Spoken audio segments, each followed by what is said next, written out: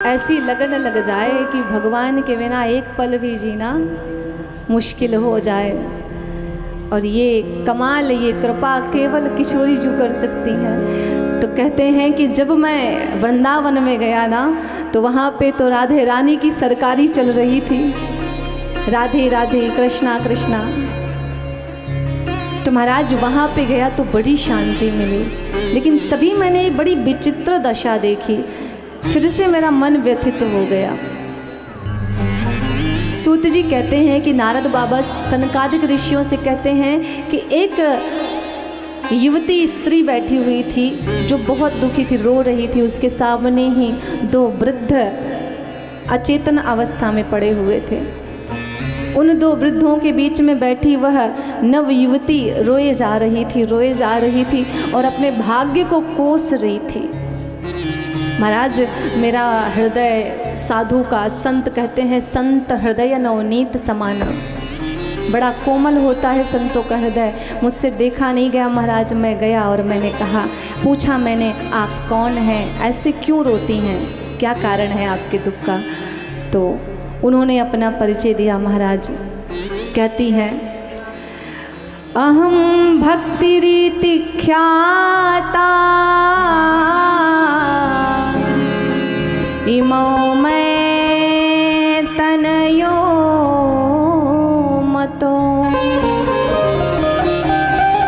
ज्ञान वैराग्य ना मानो काल योगे निजरो। मेरा नाम भक्ति है, मैं भक्ति हूँ, और ये जो दोनों मेरे पुत्र हैं ना, ये ज्ञान और वैराग्य हैं। जिस भक्ति की हम बात कर रहे हैं महाराज, यही भक्ति वृंदावन में बैठ के रो रही है। और जिस ज्ञान वैराग्य की बात करते हैं ना कि भगवान की पूजा करो मन में वैराग्य आएगा, यही वैराग्य आज अचेतन अवस्था में ब्रज में पड़े हुए हैं। जिस ज्ञान की बात करते हैं कि पढ़ो लिखो ज्ञानी बन जाओ, साधु संतों की संगति करो ज्ञानवान हो जाओगे, यही ज्ञान और वैराग्य आज वृंदावन में अचेत पड़े हुए हैं।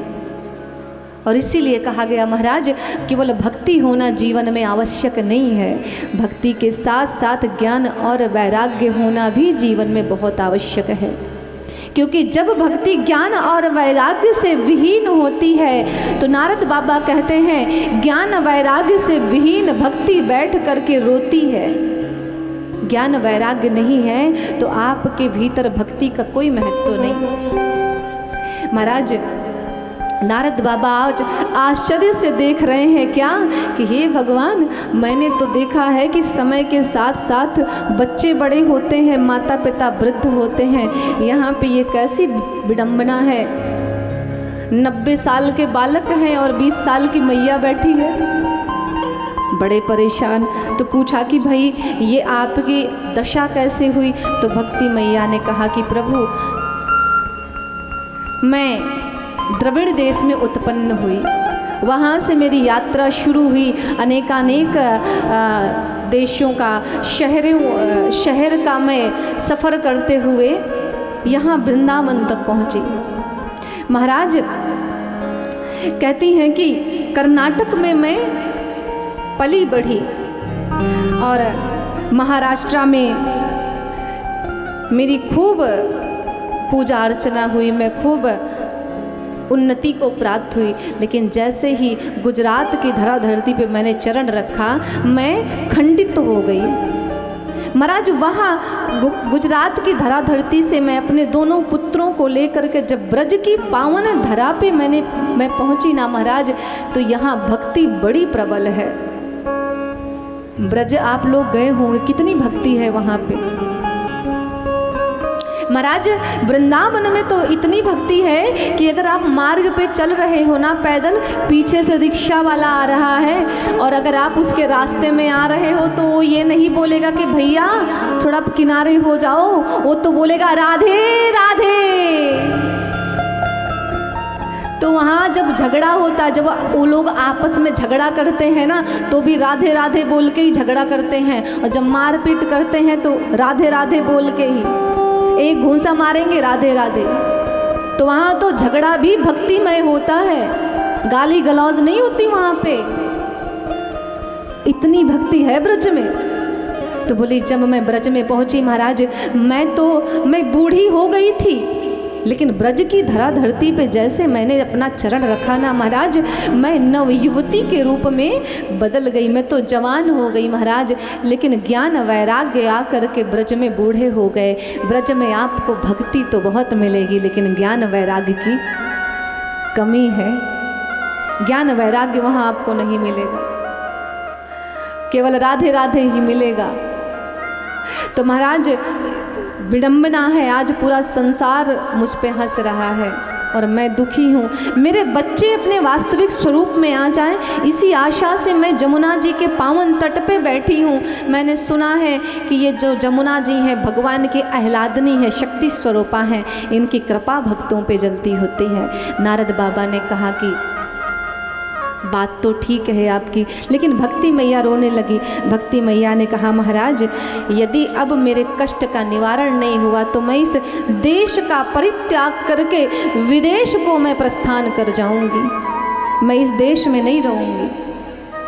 जाता हम तरुणी इदम स्थानम परित्यज्य विदेशम गम्यते मया, मैं इस स्थान का त्याग करके विदेश को चली जाऊंगी महाराज।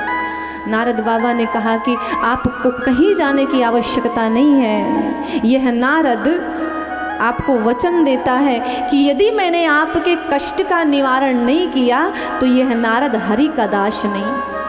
महाराज साधु संत सदैव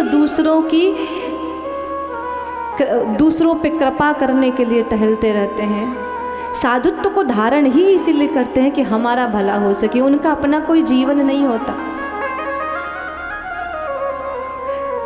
संत हृदय नवनीत समाना, संतों का जीवन बड़ा कठिन होता है। वो अपने लिए जीते ही नहीं है, वो तो हमारे आपके लिए जीते हैं। और यदि जीवन में सच्चे साधु की संगति मिल जाए महाराज, तो आपका जीवन स्वर्ग हो जाएगा।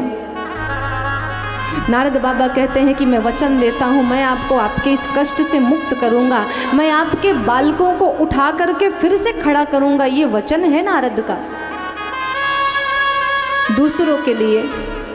नारद बाबा लग गए शास्त्र वेद ग्रंथों को उलटने पलटने, पढ़ पढ़ के शास्त्रों को श्रवण करा रहे हैं। ज्ञान वैराग्य को थोड़ी देर के लिए मूर्छा हटती है, फिर से मूर्छित हो जाते हैं। आज एक साधु लगा हुआ है कि भक्ति मैया के पुत्रों को होश आ जाए जो बेहोश अवस्था में पड़े हैं, हमारे कल्याण के लिए लगा हुआ है।